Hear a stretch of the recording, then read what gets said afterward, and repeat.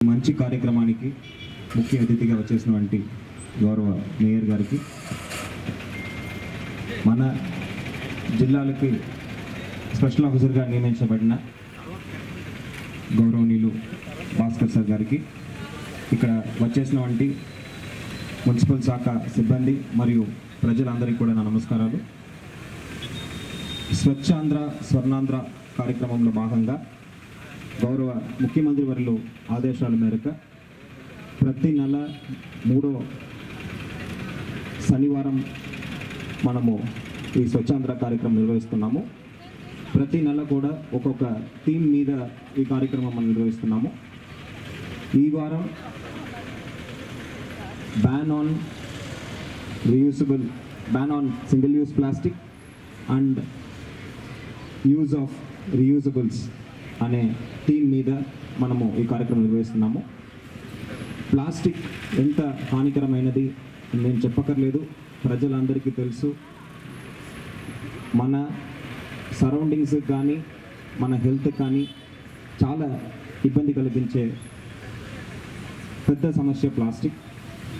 ఈ ప్లాస్టిక్ నిషేధం అనేది ప్రతి ఒక్కరు కూడా పాటించాలి.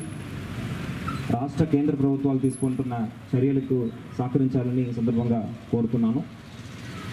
మీ అందరికీ తెలుసు, విశాఖ నగరాన్ని ప్లాస్టిక్ నిషేధ నగరంగా మార్చడానికి మనము ప్రణాళిక వేసుకొని గత నవంబర్ నెల నుంచి ఆహ్వాన కార్యక్రమాలు, అదేవిధంగా మ్యానుఫ్యాక్చరర్స్, సప్లయర్స్ కూడా ఆల్టర్నేట్ ప్రోడక్ట్స్ మీద మనము ఆప్షన్స్ ఇవ్వడం జరిగింది, ఆహ్వానం కల్పించడం జరిగింది.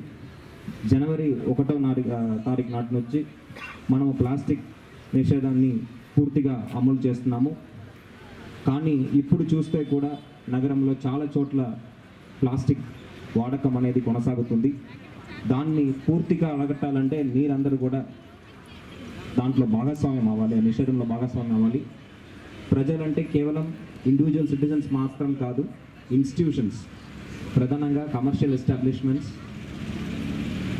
షాప్స్, వెండర్స్, వీరందరూ కూడా కలసి కట్టుకొని మనము ఈ ప్లాస్టిక్ నిషేధంలో కాంట్రిబ్యూట్ చేయకపోతే this will continue to be a dream. You will never be able to realise the